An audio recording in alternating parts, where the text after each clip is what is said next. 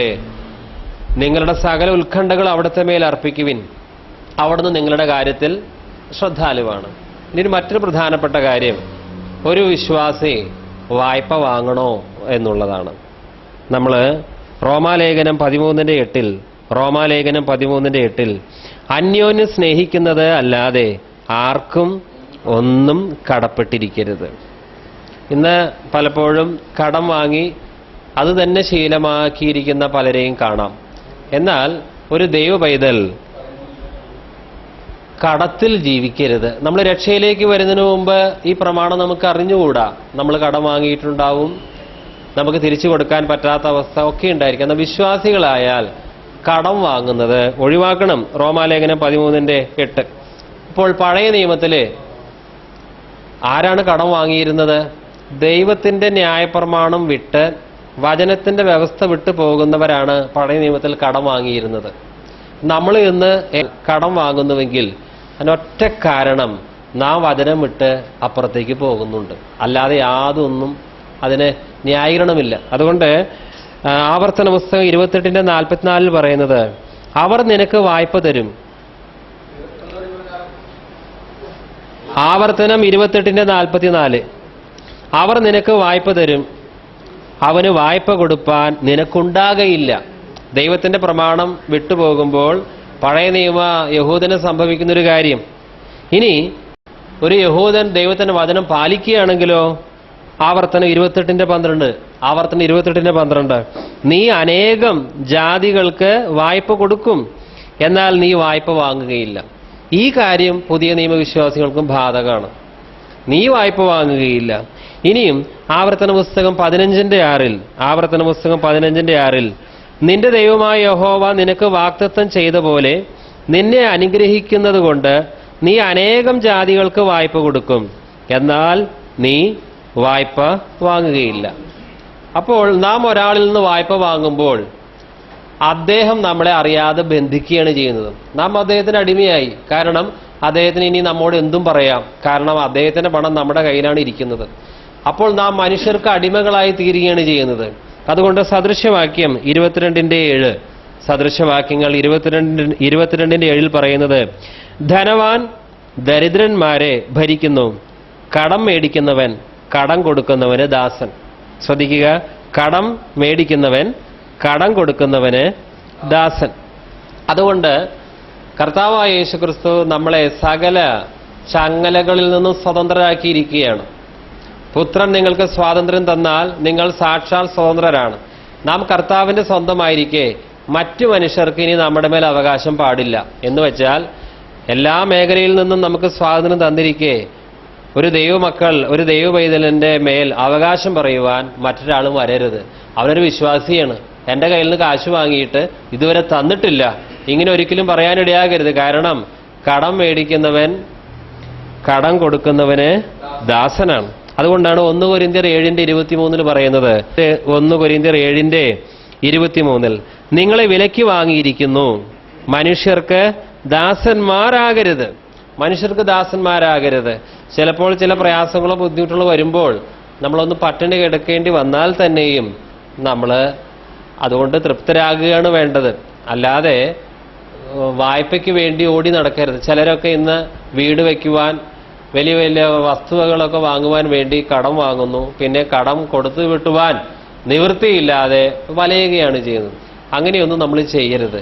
കാരണം ബൈബിൾ പറയുന്നത്, ഉണ്ണാനും എടുക്കാനും ഉണ്ടെങ്കിൽ മതി എന്ന് വിചാരിക്കുക, ഉള്ളതുകൊണ്ട് തൃപ്തിപ്പെടുക. അപ്പോൾ ഇങ്ങനെ ഈ ഒരു പ്രമാണം നമുക്ക് തന്നിരിക്കുന്നത് കൊണ്ട്, അതായത്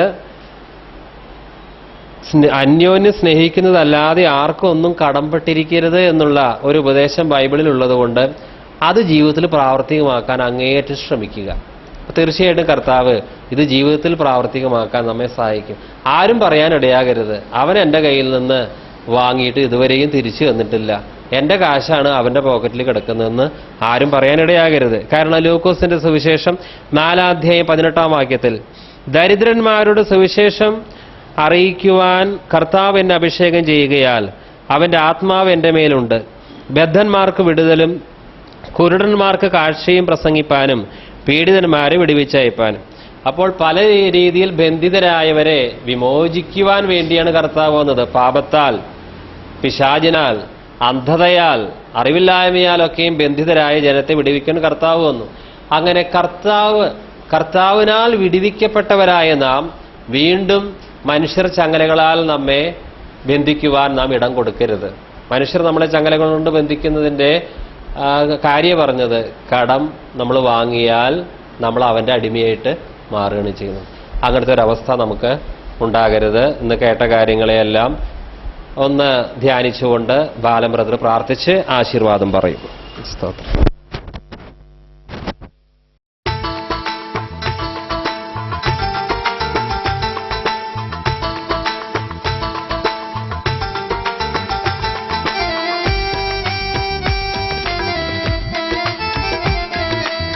മത്തായിയുടെ സുവിശേഷം 6-ാം അധ്യായം 19 മുതലുള്ള വാക്യങ്ങൾ. പുഴുവും തുരുമ്പും കെടുക്കുകയും കള്ളന്മാർ തുറന്ന് മോഷ്ടിക്കുകയും ചെയ്യുന്ന ഈ ഭൂമിയിൽ നിങ്ങൾ നിക്ഷേപം സ്വരൂപിക്കരുത്. പുഴുവും തുരുമ്പും കെടുക്കാതെയും കള്ളന്മാർ തുറന്ന് മോഷ്ടിക്കാതെയും ഇരിക്കുന്ന സ്വർഗത്തിൽ നിക്ഷേപം സ്വരൂപിച്ചുകൊള്ളുവിൻ. നിന്റെ നിക്ഷേപമുള്ളിടത്ത് നിന്റെ ഹൃദയവും ഇരിക്കും. ശരീരത്തിന്റെ വിളക്ക് കണ്ണാകുന്നു. കണ്ണ് ചൊവ്വുള്ളതെങ്കിൽ നിന്റെ ശരീരം മുഴുവനും പ്രകാശിതമായിരിക്കും. കണ്ണ് കേടുള്ളതെങ്കിലോ നിന്റെ ശരീരം മുഴുവനും ഇരുണ്ടതായിരിക്കും. എന്നാൽ നിന്നിലുള്ള വെളിച്ചം ഇരുട്ടായാൽ ഇരുട്ട് എത്ര വലിയത്. 2 യജമാനന്മാരെ സേവിക്കുവാൻ ആർക്കും കഴിയുകയില്ല. അങ്ങനെ ചെയ്താൽ ഒരുത്തനെ പകച്ച് മറ്റവനെ സ്നേഹിക്കും, അല്ലെങ്കിൽ ഒരുത്തനോട് പറ്റിച്ചേർന്ന് മറ്റവനെ നിരസിക്കും. നിങ്ങൾക്ക് ദൈവത്തെയും മാമോനെയും സേവിക്കുവാൻ കഴിയുകയില്ല. യേശുക്രിസ്തു വളരെ വ്യക്തമായി നമ്മോട് പറയുന്നത്, നിങ്ങൾ ഒരു തെരഞ്ഞെടുപ്പ് നടത്തിയേ പറ്റൂ. ഒന്നുകിൽ പുഴുവും തുരുമ്പും നശിപ്പിക്കുന്ന ഈ ലോകത്തിൽ നിങ്ങൾക്ക് നിക്ഷേപം സ്വരൂപിക്കാം, അല്ലെങ്കിൽ നിങ്ങൾക്ക് സ്വർഗത്തിൽ നിക്ഷേപം സ്വരൂപിക്കാം. ഇത് രണ്ടും ഒരുമിച്ച് സാധിക്കുകയില്ല. ഈ ലോകത്തിന്റെ ദേവൻ അല്ലെങ്കിൽ പിശാച് പറയുന്നത്, നിങ്ങൾക്കിത് രണ്ടും സാധ്യമാണ്. ഈ ഭൂമിയിലും നിക്ഷേപം നിങ്ങൾക്ക് കൂട്ടിവെക്കാം, സ്വർഗത്തിലും നിങ്ങൾക്ക് നിക്ഷേപം കൂട്ടിവെക്കാനായി സാധിക്കും. കർത്താവ് പറയുന്നത് ഇത് സാധിക്കുകയില്ല. നിങ്ങൾക്ക് 2 യജമാനന്മാരെ ഒരേ സമയത്ത് സേവിക്കുവാൻ സാധിക്കുകയില്ല. ഒന്നുകിൽ നിങ്ങൾക്ക് ദൈവത്തെ സേവിക്കാൻ സാധിക്കും, അല്ലെങ്കിൽ നിങ്ങൾക്ക് ധനത്തെ, അതായത് മാമോനെ നിങ്ങൾക്ക് സേവിക്കാം. ഇത് രണ്ടും നിങ്ങൾക്ക് ഒരുമിച്ച് കൊണ്ടുപോകാൻ സാധിക്കുകയില്ല. അതുകൊണ്ട് നിങ്ങൾ ഒരു തീരുമാനം എടുത്തേ പറ്റൂ. ഒന്നുകിൽ ദൈവത്തെ സ്നേഹിക്കുക, അല്ലെങ്കിൽ പണത്തെ സ്നേഹിക്കുക. ഒന്നുകിൽ ഈ ഭൂമിയിൽ നിക്ഷേപം നിങ്ങൾ കൂട്ടിവെക്കുക, അല്ലെങ്കിൽ നിങ്ങൾ സ്വർഗത്തിൽ നിക്ഷേപം കൂട്ടിവെക്കുക. ഇതെല്ലാം ഒരുമിച്ച് നിങ്ങൾക്ക് സാധിക്കുകയില്ല. ഒന്നേ നിങ്ങൾക്ക് ചെയ്യാൻ സാധിക്കുകയുള്ളൂ. Price the Lord. പ്രിയമുള്ളവരെ, കർത്താവ് വ്യക്തമായിട്ട് പറയുകയാണ്, നിന്റെ നിക്ഷേപം എവിടെയോ അവിടെ ആയിരിക്കും നിന്റെ ഹൃദയവും. നിക്ഷേപം നമുക്ക് സ്വരൂപിക്കണമെങ്കിൽ അതിൻ്റെ പുറകിൽ ഒരു കഠിന ശ്രമം ആവശ്യമാണ്. ഈ ഭൂമിയിൽ സമ്പാദിക്കാൻ തന്നെ അതിൻ്റെ പുറകിൽ ഒരു അധ്വാനമുണ്ട്. വെറുതെ നിക്ഷേപം അങ്ങ് കുന്നുകൂടുന്നില്ല. സ്വർഗത്തിലും നിക്ഷേപം വെറുതെ കുന്നുകൂടുന്നില്ല. മനഃപൂർവ്വമായി ഒരു പ്രവൃത്തി ചെയ്യാതെ നിക്ഷേപം സ്വരൂപിക്കുവാൻ ആർക്കും സാധിക്കുകയില്ല. ദൈവം നമ്മളെ ടെസ്റ്റ് ചെയ്യുകയാണ്. നിങ്ങൾക്ക് ഈ ഭൂമിയിൽ നിക്ഷേപം സ്വരൂപിക്കുവാനുള്ള ആഗ്രഹമാണോ ഉള്ളത്, അതോ സ്വർഗത്തിൽ നിക്ഷേപം സ്വരൂപിക്കാനുള്ള ആഗ്രഹമോ? അതിനുവേണ്ടി നമ്മുടെ ഭൗതികമായ സമ്പത്തുകൾ, വസ്തുവകകൾ നഷ്ടമാകുവാൻ ദൈവം തന്നെ അനുവദിക്കും. നമ്മുടെ വസ്തുവകകൾ നഷ്ടമാകുമ്പോൾ നമുക്ക് വല്ലാത്ത ഖേദവും മനസ്സിടിഞ്ഞു പോകുന്ന ഒരവസ്ഥയും ഇനി ജീവിക്കണമോ എന്ന് തന്നെ തോന്നുന്ന നിരാശയും വർദ്ധിക്കുന്നുവെങ്കിൽ ഒരു കാര്യം ഉറപ്പാണ്, നമ്മുടെ ഹൃദയം നമ്മുടെ നിക്ഷേപത്തോട് കെട്ടപ്പെട്ടിരിക്കുകയാണ്. ഭൂമിയിൽ നിക്ഷേപം കൂട്ടിവെക്കുന്ന ഒരു വ്യക്തിക്ക് ആ നിക്ഷേപം നഷ്ടപ്പെടുമ്പോൾ വല്ലാത്ത ഖേദം ഉണ്ടാകും. അവൻ അധ്വാനിച്ചതെല്ലാം നഷ്ടപ്പെടുമ്പോൾ അത് ക്ഷമിക്കുവാനുള്ള, അത് സഹിക്കുവാനുള്ള ശക്തി അവനില്ല. അതുകൊണ്ടാണ് മഹാസമ്പന്നന്മാർ വലിയ കടബാധ്യതയാൽ തകരുമ്പോൾ ജീവിതം തന്നെ വേണ്ട എന്ന് കരുതി അവർ ആത്മഹത്യ ചെയ്യുന്നത്. കർത്താവ് പറയുന്നു, പുഴുവും തുരുമ്പും കെടുക്കുകയും കള്ളന്മാർ തുറന്ന് മോഷ്ടിക്കുകയും ചെയ്യുന്ന ഈ ഭൂമിയിൽ നിങ്ങൾ നിക്ഷേപം സ്വരൂപിക്കരുത്. പുഴുവും തുരുമ്പും കെടുക്കാതെയും കള്ളന്മാർ തുറന്ന് മോഷ്ടിക്കാതെയും ഇരിക്കുന്ന സ്വർഗത്തിൽ നിക്ഷേപം സ്വരൂപിച്ചുകൊള്ളുവിൻ. ഇന്ന് ലോകത്തിൽ അനേകരും ദുഃഖിതരാണ്. ഈ ഭൂമിയിൽ എങ്ങനെയെങ്കിലും നിക്ഷേപം സ്വരൂപിക്കണം, അതിനായിട്ട് കഠിനമായിട്ട് പരിശ്രമിക്കുന്നു, അധ്വാനിക്കുന്നു. പലർക്കും വിജയിക്കാൻ സാധിക്കുന്നില്ല. ചിലർക്ക് വിജയിക്കാൻ സാധിക്കുന്നു. പലരും ഇന്ന് മറ്റുള്ളവരെ പോലെ എനിക്ക് സമ്പന്നനാകാൻ സാധിച്ചില്ലല്ലോ എന്നുള്ള ഖേദത്തിലാണ് ലോകമനുഷ്യർ കഴിയുന്നത്. എന്നാൽ ദൈവമക്കളെ സംബന്ധിച്ച് അവർക്ക് ഈ ഭൂമിയിൽ നിക്ഷേപം കൂട്ടിവെക്കാൻ സാധിച്ചില്ല എങ്കിലും ഒരിക്കലും നിരാശപ്പെടരുത്. കാരണം കർത്താവ് പറഞ്ഞു, നിങ്ങളുടെ ഹൃദയം അസ്വസ്ഥമാകരുത്, ദൈവത്തിൽ വിശ്വസിപ്പിൻ, എന്നിലും വിശ്വസിപ്പിൻ. എന്റെ പിതാവിന്റെ ഭവനത്തിൽ അനേക വാസസ്ഥലങ്ങളുണ്ട്, ഞാൻ വീണ്ടും വന്ന് നിങ്ങളെ ചേർത്തുകൊള്ളും. ആ സ്വർഗീയമായ ഭവനം നമ്മുടെ സ്വന്തമായതുകൊണ്ട് ഈ ഭൂമിയിൽ നിക്ഷേപം ഇല്ല, വാടക വീടാണ് അല്ലെങ്കിൽ പ്രാരാബ്ധമാണ്, ഇതോർത്ത് നാം മനസ്സ് കലങ്ങരുത്. നാം നേരത്തെ കേട്ടതുപോലെ നമ്മുടെ ലക്ഷ്യം ഈ ഭൂമിയല്ല, വരുവാനുള്ള ഒരു ലോകമുണ്ട്, അനീതിയില്ലാത്തൊരു ലോകം, നീതി വസിക്കുന്ന ഭൂമി, പുതിയ ആകാശം, അതാകട്ടെ നമ്മുടെ ലക്ഷ്യം. അങ്ങനെയാണെങ്കിൽ നമ്മുടെ വേര് ഈ ഭൂമിയിൽ ആഴത്തിലിറക്കുവാൻ നാം ഒരിക്കലും തത്രപ്പെടുകയില്ല. ലോകത്തിലെ മനുഷ്യൻ ഈ ഭൂമിയിൽ നിക്ഷേപം കൂട്ടിവെക്കാനുള്ള ശ്രമത്തിൽ അവന്റെ ആയുസ് സമയം പാഴാക്കുകയാണ്. ഇനി അഥവാ ഈ ലോകത്തിലെ ഒരു മനുഷ്യൻ, ലൗകികനായ ഒരു മനുഷ്യൻ, അവൻ അധ്വാനിച്ച് സമ്പത്ത് കിട്ടിയാലും പിന്നെ അവന്റെ ശ്രമം കിട്ടിയ സമ്പത്ത് നഷ്ടപ്പെടരുത്, അതിന് അവൻ കാവലിരിക്കുന്നു. മാത്രമല്ല ഇനി എങ്ങനെ സമ്പത്ത് വർദ്ധിപ്പിക്കാം, അതിനു വേണ്ടിയുള്ള ശ്രമവും അവൻ നടത്തുകയാണ്. ദൈവമക്കൾക്കുള്ള പ്രത്യാശ ഇതാണ്, നമുക്കിവിടെ നിലനിൽക്കുന്ന നഗരമില്ല, വരുവാനുള്ളതാണ് നാം നോക്കി പാർക്കുന്നത്. നമ്മുടെ പൗരത്വമോ സ്വർഗത്തിലത്രേ. നമുക്കറിയാം, വിദേശത്ത് നിന്ന് ഒരു മനുഷ്യൻ ഈ ഇന്ത്യയിലേക്ക് വന്നു, അവൻ കുറച്ച് വർഷങ്ങൾ ഇന്ത്യയിൽ ജോലി ചെയ്യുന്നു, തുടർന്ന് സ്വന്തം നാട്ടിലേക്ക് പോകുന്നു. അങ്ങനെയുള്ളൊരു വ്യക്തിയെ സംബന്ധിച്ച് ഇന്ത്യയിൽ അവൻ നിക്ഷേപം സ്വരൂപിക്കാൻ ആഗ്രഹിക്കുന്നില്ല. അവനറിയാം, ഞാൻ എന്തിനാണ് ഇന്ത്യയിൽ നിക്ഷേപം സ്വരൂപിക്കുന്നത്, എൻ്റെ ദേശം ഇതല്ലല്ലോ. അവന്റെ ആഗ്രഹം തൻ്റെ സ്വന്തം ദേശത്ത് എന്തെങ്കിലും കൂട്ടിവെക്കാനാണ്. അതുകൊണ്ട് അവൻ ഇവിടെ ഒരു വീട് വെക്കുവാൻ, ഇന്ത്യയിൽ ഒരു വീട് വെക്കുവാൻ ആഗ്രഹിക്കുന്നില്ല. കാരണം അവനറിയാം, എനിക്ക് താമസിക്കാനുള്ള സ്വന്തം നാട് എന്ന് പറയുന്നത് ഇന്ത്യയല്ല, എൻ്റെ സ്വന്തം ദേശം വേറെയാണ്. അങ്ങനെയാണെങ്കിൽ നാം പരദേശവാസികളാണെന്ന് അഭിമാനിക്കുകയും ഈ ലോകത്തിലേക്ക് വേറെ ആഴത്തിലേക്ക് ഇറക്കുവാൻ എന്തിനു നമ്മൾ തത്രപ്പെടണം? നമുക്ക് രണ്ട് മുഖം ഉണ്ടാകാൻ പാടില്ല. രണ്ട് തോണിയിൽ നമുക്ക് കാലുവയ്ക്കാൻ സാധിക്കുകയില്ല. രണ്ട് യജമാനന്മാരെ നമുക്ക് ഒരുമിച്ച് സേവിക്കുവാനായി സാധിക്കുകയില്ല. നാം ബസ്സിൽ യാത്ര ചെയ്യുകയാണ്, നമ്മുടെ പോക്കറ്റിൽ കേവലം 10 രൂപ മാത്രമേ ഉള്ളൂ. നമുക്ക് പേടിക്കാനില്ല, ആരെങ്കിലും പോക്കറ്റ് അടിച്ചാൽ തന്നെ 10 രൂപ മാത്രമേ പോവുകയുള്ളൂ. നമ്മൾ വളരെ ഫ്രീ ആയിട്ടാണ് യാത്ര ചെയ്യുന്നത്. എന്നാൽ നമ്മുടെ പോക്കറ്റിൽ 1,00,000 രൂപയുണ്ട്. നമുക്ക് വളരെ കെയർലെസ് ആയിട്ട് യാത്ര ചെയ്യാൻ പറ്റില്ല, അശ്രദ്ധനായിട്ട് യാത്ര ചെയ്യാൻ പറ്റില്ല.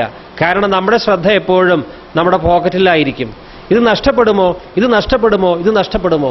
കാരണം നമ്മുടെ ഹൃദയം പോക്കറ്റിലായി. ഇതേപോലെ തന്നെ എത്രമാത്രം സ്വത്ത് ഒരുവന് വർദ്ധിക്കുന്നുവോ അത്രമാത്രം അവന്റെ ഹൃദയം ആ സ്വത്തിനോട് കെട്ടപ്പെട്ടിരിക്കും. നിന്റെ നിക്ഷേപം എവിടെയോ അവിടെയായിരിക്കും നിന്റെ ഹൃദയവും. ചിലരുടെ നിക്ഷേപം അവരുടെ വീടാണ്, ചിലരുടെ നിക്ഷേപം അവരുടെ ഭാര്യയാണ്, ചിലരുടെ നിക്ഷേപം അവരുടെ ഭർത്താവാണ്, അല്ലെങ്കിൽ അവരുടെ ജോലിയാണ്, അല്ലെങ്കിൽ അവരുടെ മക്കളാണ്. കാരണം അവരുടെ ഹൃദയത്തിൽ ഇതിനൊക്കെയാണ് സ്ഥാനം കിട്ടിയിട്ടുള്ളത്. നിന്റെ നിക്ഷേപം എവിടെയാണോ അവിടെയായിരിക്കും നിന്റെ ഹൃദയവും. അതുകൊണ്ട് ഈ ഭൂമിയിൽ നിക്ഷേപം സ്വരൂപിക്കരുത്, സ്വർഗത്തിൽ നിക്ഷേപം സ്വരൂപിക്കണം. ഇനി കർത്താവ് പറഞ്ഞു ലൂക്കോസിന്റെ സുവിശേഷം 16-ാം അധ്യായത്തില്, നിങ്ങൾ അനീതിയുള്ള മാമോനെ കൊണ്ട് സ്നേഹിതന്മാരെ സമ്പാദിക്കുവിൻ, അത് നിങ്ങളെ വിട്ടൊഴിഞ്ഞു പോകുമ്പോൾ നിത്യകൂടാരത്തിൽ അവർ നിങ്ങളെ പാർപ്പിക്കും. നിത്യകൂടാരത്തിൽ ചേർക്കുവാൻ തക്ക രീതിയിൽ സ്നേഹിതന്മാരെ സമ്പാദിക്കുവാൻ യേശു പറഞ്ഞു. എങ്ങനെ? അനീതിയുള്ള മാമോനെ കൊണ്ട്. കർത്താവ് തന്നെ ഈ പണത്തെ വിളിച്ചത് അനീതിയുള്ള മാമോൻ എന്നാണ്. ഒരു വിശ്വാസിക്ക് നിക്ഷേപം ഉണ്ടായി എന്ന് കരുതുക, അല്പം പണം ഒരു വിശ്വാസിക്ക് ഉണ്ടായി എന്ന് കരുതുക. അവൻ ആ നിക്ഷേപത്തെ എന്തു ചെയ്യണം? ഈ അനീതിയുള്ള മാമോനെ കൊണ്ട് അവൻ സ്നേഹിതന്മാരെ സമ്പാദിക്കണം. അവർ നിത്യകൂടാരത്തിൽ അവനെ ചേർക്കും. ഏതാണ് ഈ സ്നേഹിതന്മാർ? സ്വർഗരാജ്യത്തിലേക്കുള്ള നമ്മുടെ വഴി സുഗമമാക്കുന്ന എന്തോ അതാണ് ഈ സ്നേഹിതന്മാർ. അതുകൊണ്ട് ഒരു വിശ്വാസിക്ക് ഇവിടെ കുറേ നിക്ഷേപത്തിന്മേൽ അതെല്ലാം കൂട്ടിവെച്ച് മഹാധനികനായി ജീവിക്കുവാൻ കഴിയുകയില്ല. കാരണം ഇത് വിറ്റ് നീ സ്വർഗത്തിൽ നല്ലൊരു ഇരിപ്പിടം സ്വന്തമാക്കുക. കർത്താവ് പറയാണ്, സ്വർഗത്തിൽ നിങ്ങൾ നിക്ഷേപം സ്വരൂപിക്കണം. അതെങ്ങനെ സാധിക്കും? ഈ ഭൂമിയിൽ ഇരുന്നു കൊണ്ട് എങ്ങനെ സ്വർഗത്തിൽ നമുക്ക് നിക്ഷേപം കൂട്ടിവെക്കാനായിട്ട് സാധിക്കും? യേശുക്രിസ്തുവിന്റെ ദിവ്യ സ്വഭാവം നമ്മളിലൂടെ വെളിപ്പെടുന്നുവെങ്കിൽ നാം സ്വർഗത്തിൽ നിക്ഷേപം കൂട്ടിവെക്കുകയാണ്. ക്രിസ്തു ജീവിച്ചതുപോലെ ജീവിക്കാൻ നമുക്ക് സാധിക്കുന്നുവെങ്കിൽ തീർച്ചയായിട്ടും ഓരോ ദിവസവും നമ്മുടെ നിക്ഷേപം, നമ്മുടെ ബാലൻസ് സ്വർഗത്തിൽ വർദ്ധിക്കുകയാണ് പ്രിയമുള്ളവരെ. കാരണം ദിവ്യ സ്വഭാവത്തിന് കൂട്ടാളികളായി തീരുവാൻ വേണ്ടിയാണ് ദൈവം നമ്മെ ഈ ലോകത്തിലാക്കി വെച്ചിട്ടുള്ളത്. ഈ ലോകത്തിൽ എത്രയോ പണക്കാരുണ്ട്. കർത്താവ് വ്യക്തമായിട്ട് പറഞ്ഞു, ധനവാൻ സ്വർഗരാജ്യത്തിൽ പ്രവേശിക്കുന്നതിനേക്കാൾ ഒട്ടക സൂചിക്കുഴയിലൂടെ കടക്കുന്നതാണ് എളുപ്പം. എന്നിട്ടും പലരും ധനവാനാകാൻ ആഗ്രഹിക്കുകയാണ്. വിശ്വാസികളിൽ പോലും പലരും എങ്ങനെ സമ്പത്ത് നേടാം, അതിന് ക്രിസ്തുവിനെ ഒരു ഉപാധിയാക്കാൻ പോലും പലരും ശ്രമിക്കുകയാണ്. ഒരു കാര്യം വളരെ വ്യക്തമായി നാം മനസ്സിലാക്കണം. ഈ ലോകത്തിൽ നിക്ഷേപങ്ങൾ കൂട്ടിവെക്കുവാൻ നമ്മെ പ്രേരിപ്പിക്കുന്ന ഒരു പ്രസംഗം സുവിശേഷ പ്രസംഗത്തിന്റെ രൂപത്തിൽ നമ്മുടെ ചെവിയിൽ വന്നാൽ അത് നാം വിശ്വസിക്കരുത്. കാരണം നമ്മുടെ നിക്ഷേപം ഈ ലോകത്തിലേക്കല്ല, സ്വർഗത്തിലേക്കാണ് വേണ്ടത് എന്നുള്ള പ്രസംഗമാണ് സുവിശേഷത്തിന്റെ സത്യസുവിശേഷം. അതാണ് ഇന്നും ചെയ്യുന്നത്. കർത്താവ് പറഞ്ഞു, പുഴുവും തുരുമ്പും കെടുക്കുകയും കള്ളന്മാർ തുറന്ന് മോഷ്ടിക്കുകയും ചെയ്യുന്ന ഈ ഭൂമിയിൽ നിങ്ങൾ നിക്ഷേപം സ്വരൂപിക്കരുത്. ഇത്രകാലം ജീവിച്ചു, 10 പൈസ ബാങ്ക് ബാലൻസ് ഇല്ല, മറ്റുള്ളവരെ പോലെ നിക്ഷേപങ്ങൾ കൂട്ടിവെക്കാൻ സാധിച്ചില്ല, ഇതോർത്തൊരു വിശ്വാസി കേഴരുത്. Price the Lord. എന്നാൽ ഇത്രകാലം ഞാൻ വിശ്വാസത്തിലേക്ക് വന്നു, എനിക്ക് യേശുവിനെ പോലെ ജീവിക്കുവാൻ സാധിച്ചില്ല, സ്വർഗത്തിൽ എന്റെ നിക്ഷേപം വളരെ കുറവാണല്ലോ, അതോർത്താണ് ഖേദിക്കേണ്ടത്. ഈ ഭൂമിയിൽ നിക്ഷേപം കൂട്ടിവെക്കാൻ സാധിക്കാത്തതിൽ ഖേദിക്കുന്ന പലരുമുണ്ട്. എന്നാൽ സ്വർഗത്തിൽ എന്റെ നിക്ഷേപം വളരെ കുറവായി പോയല്ലോ, അതോർത്ത് ഖേദിക്കുന്നവർ വളരെ ചുരുക്കമാണ്. എങ്ങനെ സ്വർഗത്തിൽ നിക്ഷേപം കൂട്ടിവെക്കാം? ഒന്ന് നേരത്തെ പറഞ്ഞു കഴിഞ്ഞു, ഭൗതികമായ സമ്പത്ത് അഥവാ നമുക്ക് ലഭിച്ചാൽ തന്നെയും അത് ദൈവരാജ്യ വ്യാപനത്തിന് വേണ്ടി ഉപയോഗിക്കുക. അപ്പോൾ നാം ബുദ്ധിമാന്മാരാണ്, നല്ല സ്ഥലത്താണ് നമ്മുടെ നിക്ഷേപം പോകുന്നത്. ഇവിടെ നമ്മൾ നഷ്ടക്കച്ചവടമല്ല ചെയ്യുന്നത്. അതേസമയം തന്നെ യേശുക്രിസ്തു ജീവിച്ചതുപോലെ നാം ജീവിക്കുകയും ദൈവത്തിന്റെ സുവിശേഷ ഘോഷണത്തിൽ ഈ ഭൂമിയിൽ നാം പങ്കാളികളായി തീരുകയും ചെയ്യുന്നുവെങ്കിൽ നാം ഓരോ ദിവസവും നിക്ഷേപം കരുതി വയ്ക്കുകയാണ്. ഒരു വ്യക്തിയോട് സുവിശേഷം പറയുമ്പോൾ, ഒരാൾക്ക് ട്രാക്റ്റ് കൊടുക്കുമ്പോൾ, ദുഃഖിക്കുന്ന ഒരു വ്യക്തിക്ക് ആശ്വാസത്തിന്റെ വചനങ്ങൾ നാം പറഞ്ഞു കൊടുക്കുമ്പോൾ, ഹൃദയം നുറങ്ങിയ ഒരു വ്യക്തിയെ നാം ആശ്വസിപ്പിക്കുമ്പോൾ, അന്ധതയിലും പാപത്തിലും കഴിയുന്ന ഒരു വ്യക്തിയെ ദൈവത്തിന്റെ സുവിശേഷം അവന് ബോധ്യപ്പെടുത്തി കൊടുക്കുമ്പോൾ സ്വർഗരാജ്യത്തിൽ നമ്മുടെ നിക്ഷേപം കൂടുകയാണ്. Price the Lord. അതുകൊണ്ട് ഭൗതികമായ നിക്ഷേപം കുറഞ്ഞു എന്നതിന്റെ പേരിൽ ആരും ഖേദിക്കരുത്. Price the Lord. അടുത്ത വാക്യം 20 തൊട്ട് വായിക്കുന്നു. പുഴുവും തുരുമ്പും കെടുക്കാതെയും കള്ളന്മാർ തുറന്ന് മോഷ്ടിക്കാതെയും ഇരിക്കുന്ന സ്വർഗത്തിൽ നിക്ഷേപം സ്വരൂപിച്ചുകൊള്ളുവിൻ. നിന്റെ നിക്ഷേപം ഉള്ളയിടത്ത് നിന്റെ ഹൃദയവും ഇരിക്കും. ശരീരത്തിന്റെ വിളക്ക് കണ്ണാകുന്നു. കണ്ണ് ചൊവ്വുള്ളതെങ്കിൽ നിന്റെ ശരീരം മുഴുവനും പ്രകാശിതമായിരിക്കും. കണ്ണ് കേടുള്ളതെങ്കിലോ നിന്റെ ശരീരം മുഴുവനും ഇരുണ്ടതായിരിക്കും. എന്നാൽ നിന്നിലുള്ള വെളിച്ചം ഇരുട്ടായാൽ ഇരുട്ട് എത്ര വലിയത്. ശരീരത്തിന് വിളക്ക് കണ്ണാകുന്നു. കണ്ണ് ചൊവ്വുള്ളതെങ്കിൽ നിന്റെ ശരീരം മുഴുവനും പ്രകാശിതമായിരിക്കും. എന്താ ഇതിന്റെ അർത്ഥം? പ്രിയമുള്ളവരെ, ഈ ലോകം മുഴുവൻ അന്ധകാരത്തിലാണ് കഴിയുന്നത്. ദുഷ്ടന്റെ അധീനതയിലാണ് ഈ ലോകം. നമ്മളും അന്ധകാരത്തിന്റെ രാജ്യത്തിലായിരുന്നു രക്ഷയിലേക്ക് വരുന്നതിന് മുമ്പ്. എന്നാൽ ലോകത്തിന്റെ പ്രകാശമായ ക്രിസ്തു നമ്മുടെ ഉള്ളിലേക്ക് വന്നു. നമുക്കാർക്കും സ്വയമായിട്ടൊരു പ്രകാശവുമില്ല. അന്ധകാരത്തിൽ ജനിച്ചു, അന്ധകാരത്തിന്റെ പ്രവൃത്തികൾ ചെയ്തവരാണ് നാം. എന്നാൽ ദൈവത്തിന്റെ സുവിശേഷം കേട്ടു, മാനസാന്തരപ്പെട്ടു, ലോകത്തിന്റെ വെളിച്ചമായ ക്രിസ്തു നമ്മുടെ ഉള്ളിൽ വരുവാൻ നമ്മുടെ ഹൃദയ കവാടങ്ങൾ തുറന്നു കൊടുത്തു.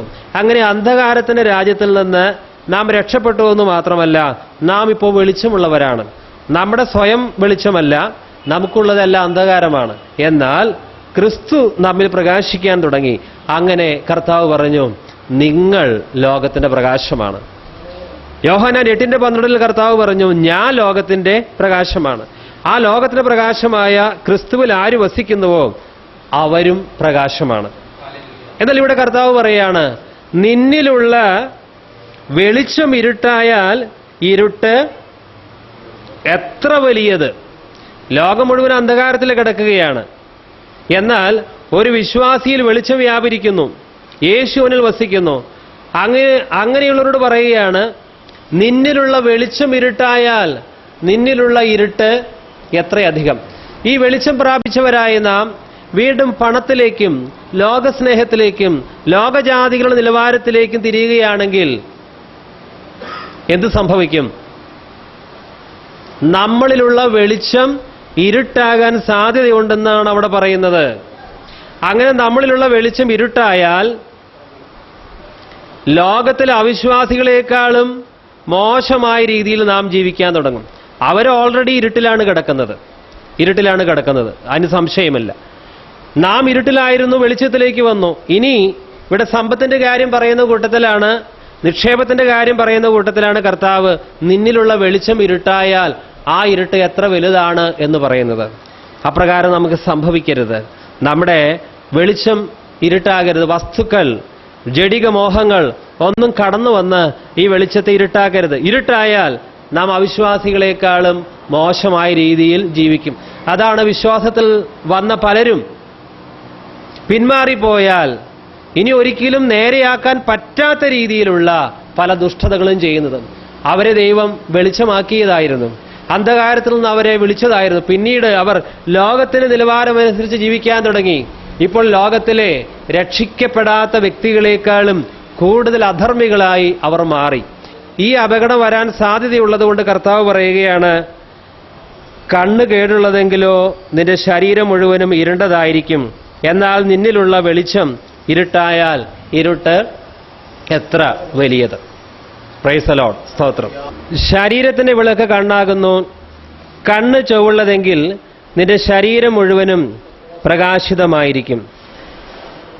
നമുക്ക് ചൊവ്വുള്ള, നേരെയുള്ള ഒരു കണ്ണുണ്ടായിരിക്കണം.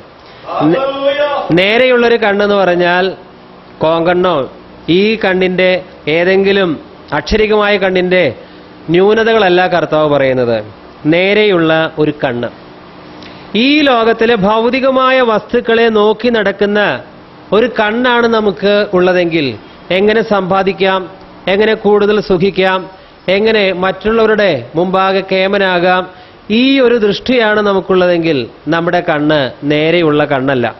കാരണം കൊളോസ്യ ലേഖനം 3-ാം അധ്യായം അതിൻ്റെ 1-2 വാക്യങ്ങൾ പറയുന്നത്, നിങ്ങൾ ഭൂമിയിലുള്ളതല്ല, നിങ്ങൾ ഉന്നതത്തിലുള്ളത് തന്നെ, ഉയരത്തിലുള്ളത് തന്നെ ചിന്തിക്കുവിൻ. അപ്പോൾ ഈ ഭൂമിയിലെ വസ്തുക്കൾ അന്വേഷിക്കുവാൻ അതാണ് നമ്മുടെ കണ്ണ് നമ്മെ പ്രേരിപ്പിക്കുന്നതെങ്കിൽ നമുക്ക് നേരെയുള്ള, ചൊവ്വയുള്ള ഒരു കണ്ണ് കിട്ടിയിട്ടില്ല. ഒരു വിശ്വാസി ഒരിക്കലും ഈ ഭൂമിയിലെ വസ്തുക്കളിലേക്ക് അവന്റെ ദൃഷ്ടി പതിക്കരുത്. കാരണം വചനം പറയുന്നു, നിങ്ങൾ ലോകത്തെയും അതിലുള്ള വസ്തുക്കളെയും സ്നേഹിക്കരുത്. ഈ ലോകത്തിന് മിത്രമാകാൻ ആഗ്രഹിക്കുന്നവൻ ദൈവത്തിന്റെ ശത്രുവാണ്. അപ്പോൾ ഈ വസ്തുക്കളോടുള്ള ഭ്രമം നമുക്കുണ്ടെങ്കിൽ ചൊവ്വുള്ള ഒരു കണ്ണല്ല. ഇനി മറ്റൊന്ന്, നേരെയുള്ള കണ്ണിന്റെ പ്രത്യേകത എന്താണ്? സർവശക്തനായ ദൈവം ഇപ്പോൾ സ്വർഗത്തിലിരിക്കുകയാണ്. സ്വർഗത്തിലിരിക്കുമ്പോൾ ഈ ഭൂമിയെ ദൈവത്തിന് കാണാം. ഭൂമിയെ ദൈവം ഉയരത്തിൽ നിന്ന് നോക്കുമ്പോൾ ഇവിടുത്തെ എല്ലാ വസ്തുക്കളും ചെറുതായിട്ടാണ് കാണുക. ഇവിടുത്തെ പൊന്ന്, ഇവിടുത്തെ പ്രതാപം, വലിയ മാളിക, ഒത്തിരി സമ്പാദ്യങ്ങൾ ഈ ഭൂമിയിലുണ്ട്, ആകർഷകമായ പലതും. പക്ഷേ ഉയരത്തിൽ നിന്ന് നോക്കുമ്പോൾ ഇതെല്ലാം ചെറുതായിട്ട് കാണുന്നു. ദൈവത്തിന്റെ ദൃഷ്ടിയിൽ ഈ ഭൂമിയിലെ കുറെ സമ്പത്ത് വന്നുപെട്ടാൽ, ദൈവത്തിന്റെ ദൃഷ്ടിയിൽ ഈ ഭൂമിയിലെ എന്തെങ്കിലും ആകർഷകമായ കാര്യങ്ങൾ വന്നുപെട്ടാൽ ദൈവത്തിന് ലവലേശം പോലും അതിനോട് താല്പര്യം ഉണ്ടാവുകയില്ല. ഇതേപോലെ തന്നെ ഉയരത്തിൽ ഇരുത്തപ്പെട്ടവരായ നാം, എഫേസ്യ ലേഖനം 2 പറയുന്നത്, ക്രിസ്തുവിനോടുകൂടെ നിങ്ങൾ ഉയർപ്പിക്കപ്പെട്ട് സ്വർഗത്തിൽ നിങ്ങൾ ഇരുത്തിയിരിക്കുകയാണ്. അപ്പോൾ നേരെയുള്ളൊരു കണ്ണ് എന്ന് പറഞ്ഞാൽ, ചൊവ്വയുള്ളൊരു കണ്ണ് എന്ന് പറഞ്ഞാൽ, ദൈവം ഈ ഭൂമിയിലെ വസ്തുക്കളെ എപ്രകാരം കാണുന്നുവോ അപ്രകാരം കാണാനായിട്ടുള്ള ഒരു കാഴ്ച നമുക്കുണ്ടെങ്കിൽ നമുക്ക് ചൊവ്വയുള്ള കണ്ണുണ്ട്. അല്ല, ലോകത്തിലെ മറ്റു മനുഷ്യർ ഈ ലോകത്തിലെ വസ്തുക്കളെ നോക്കുന്ന രീതിയിലാണ് നാം നോക്കുന്നതെങ്കിൽ നമുക്ക് നേരെയുള്ള കണ്ണല്ല ഉള്ളത്.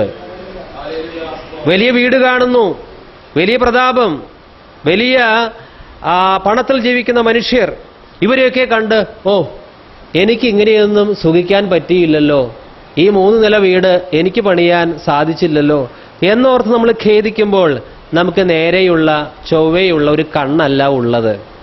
ഉയരത്തിൽ നിന്ന് നോക്കുമ്പോൾ ഈ ഭൂമിയിലെ എല്ലാ വസ്തുക്കളും ചെറുതായി കാണുന്നു. സ്വർഗത്തിൽ ഇരുത്തപ്പെട്ടവരായ നാം, അക്ഷരികമായി നാം സ്വർഗത്തിൽ എത്തിയിട്ടില്ല എങ്കിലും ആത്മീയമായി സ്വർഗത്തിൽ ഇരുത്തപ്പെട്ടവരായ നാം ഈ ഭൂമിയിലെ വസ്തുക്കൾ എത്ര ആകർഷകമായി തോന്നിയാലും അതൊരിക്കലും നമ്മുടെ ദൃഷ്ടിയിൽ അത് വലിയ കാര്യം നമ്മൾ കൊടുക്കരുത്. കാരണം ലൂക്കോസിന്റെ സുവിശേഷം 16:15 കർത്താവ് പറഞ്ഞു, മനുഷ്യരുടെ ദൃഷ്ടിയിൽ ഉത്കൃഷ്ടമായത് ദൈവത്തിന്റെ ദൃഷ്ടിയിൽ നികൃഷ്ടമാണ്. സ്തോത്രം. അപ്പോൾ നമ്മൾ വിചാരിക്കും, ഇവിടെ നിക്ഷേപമില്ലെങ്കിൽ എങ്ങനെ ജീവിക്കും? അതിന് വേണ്ടുന്ന കാര്യങ്ങൾ കഴിയണ്ടേ?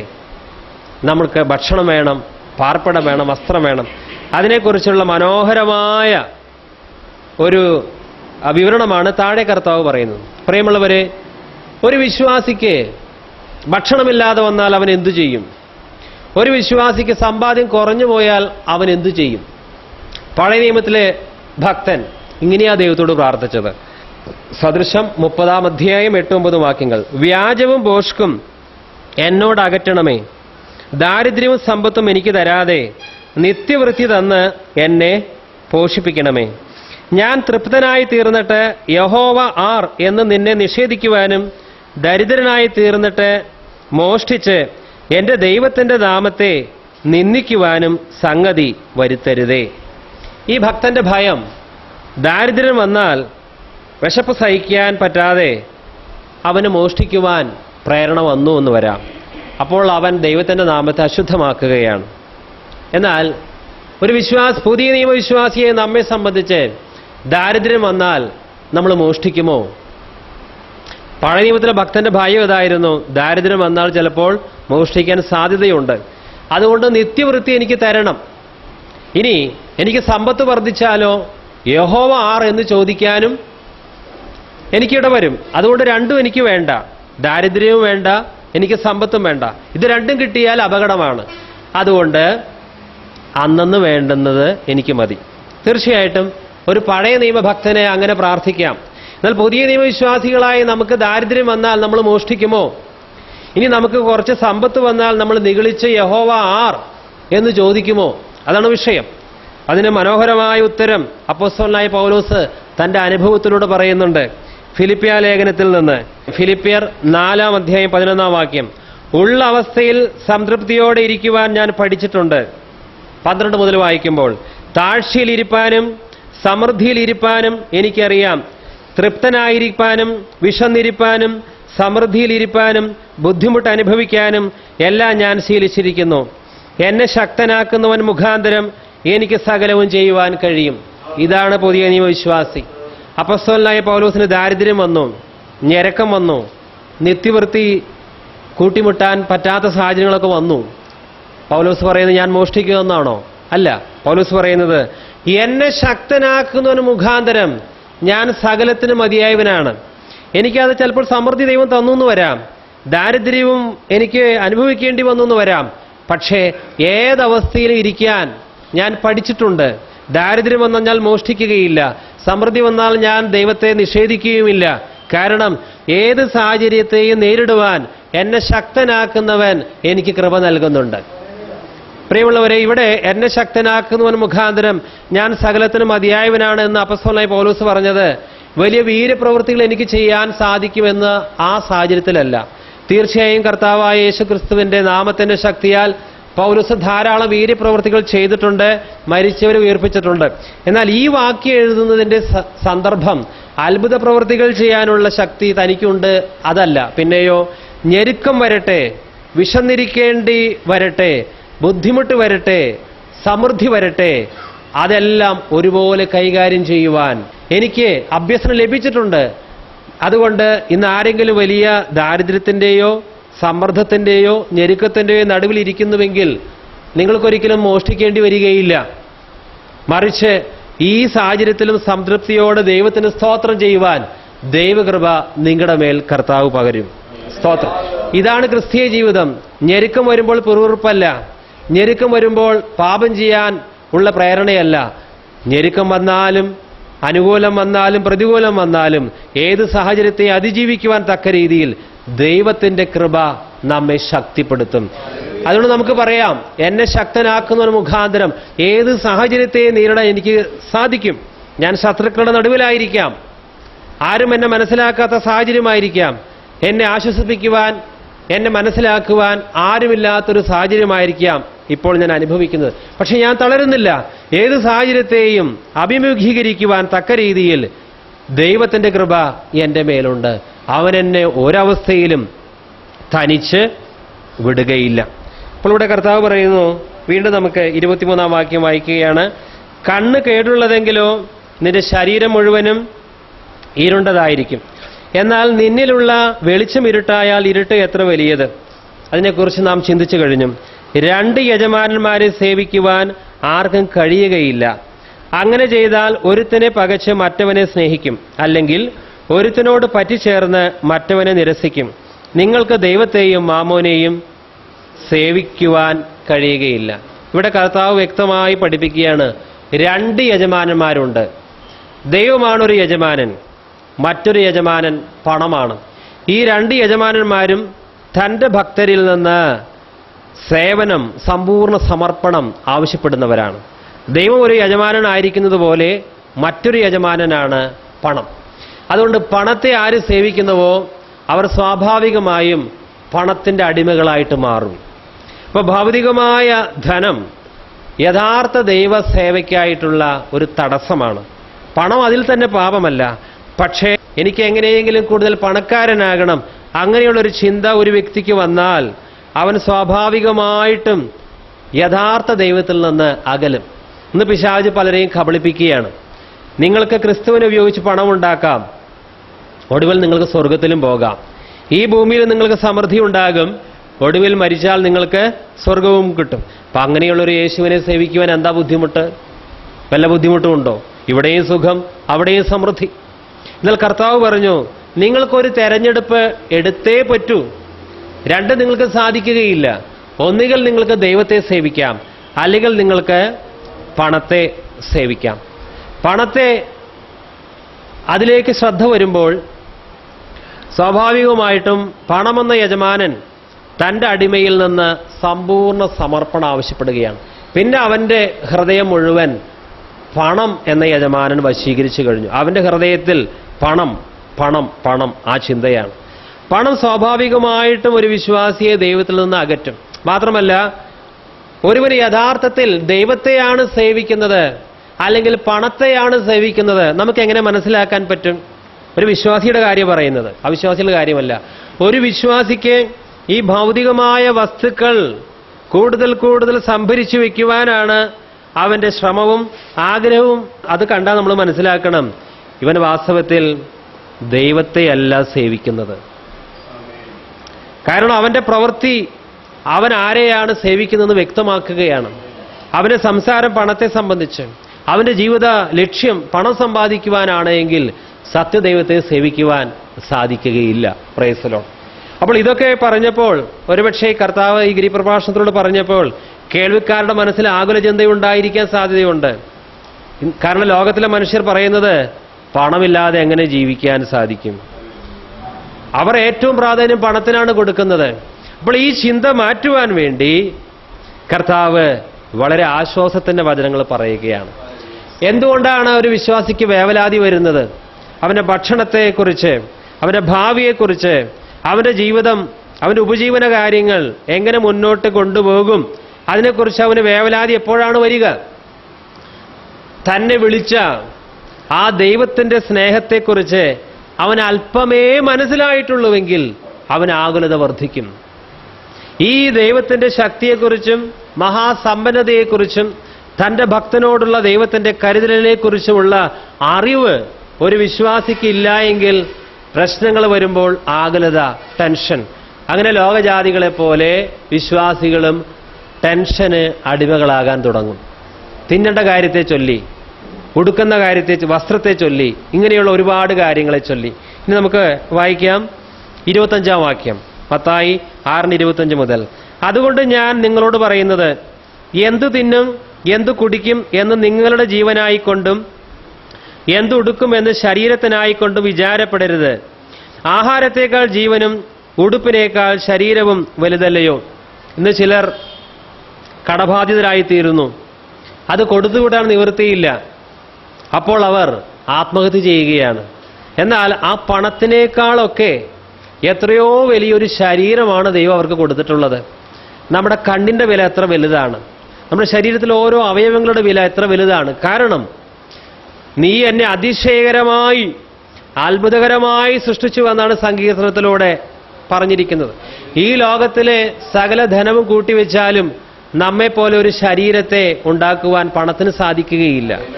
അതുകൊണ്ട് സമ്പത്ത് കുറഞ്ഞു എന്നതിനെക്കുറിച്ച് ഓർത്ത് വേവലാതിപ്പെടരുത്. ആ സമ്പത്തിനേക്കാളും അതിശ്രേഷ്ഠമായൊരു ശരീരം ദൈവം തന്നെ ശില്പിയായി നിർമ്മിച്ച ഒരു ശരീരമാണ് നമുക്ക് ഉള്ളത്. അതുകൊണ്ട് ഈ ഭക്ഷണത്തെക്കാളും വസ്ത്രത്തെക്കാളും ഒക്കെ വിലപ്പെട്ടതാണ് ഈ ശരീരം. അതുകൊണ്ട് ഭക്ഷണകാര്യങ്ങളെ ചൊല്ലി ഈ വിലയുള്ള ശരീരത്തിൽ കുറെ ആകുലത കൊടുത്ത് രോഗങ്ങൾ സമ്പാദിക്കരുത്. വസ്തുക്കൾ വില കുറഞ്ഞതാണ്, ശരീരം ദൈവം സൃഷ്ടിച്ചു. അതുകൊണ്ട് കർത്താവ് പറയുകയാണ്, ആഹാരത്തേക്കാൾ ജീവനും ഉടുപ്പിനേക്കാൾ ശരീരവും വലുതല്ലയോ. ഇത് പലപ്പോഴും പല വിശ്വാസികൾ പോലും തിരിച്ചറിഞ്ഞിട്ടില്ല. അവർ ഉടുപ്പിനെക്കുറിച്ച്, മക്കളുടെ വിദ്യാഭ്യാസം, കല്യാണം, വീട്, ഇങ്ങനെ ഒരുപാട് കാര്യങ്ങളെക്കുറിച്ച് വേവലാതിയാണ്. അതിൻ്റെ ആവശ്യമില്ല. കാരണം എന്തു തിന്നും എന്തു കുടിക്കും, ഇതിനെക്കുറിച്ച് നാം വേവലാതിപ്പെടേണ്ട. പലപ്പോഴും ദൈവം പറയുന്നുണ്ട്, ഭയപ്പെടേണ്ട ഭയപ്പെടേണ്ട ഭയപ്പെടേണ്ട. പക്ഷേ ആ വചനം വിശ്വാസമായി പരിണമിക്കുവാൻ നമ്മൾ അനുവദിക്കാത്തത് കൊണ്ട് സാഹചര്യങ്ങൾ വരുമ്പോൾ ഭയപ്പെടുകയാണ്. അപ്പസ്തലനായ പത്രോസിന്റെ ലേഖനം നമ്മോട് പറയുന്നുണ്ട്, നിങ്ങളുടെ സകല ഉത്കണ്ഠകളും അവിടുത്തെ മേൽ അർപ്പിക്കുവിൻ, അവിടുന്ന് നിങ്ങളുടെ കാര്യത്തിൽ ശ്രദ്ധാലുവാണ്.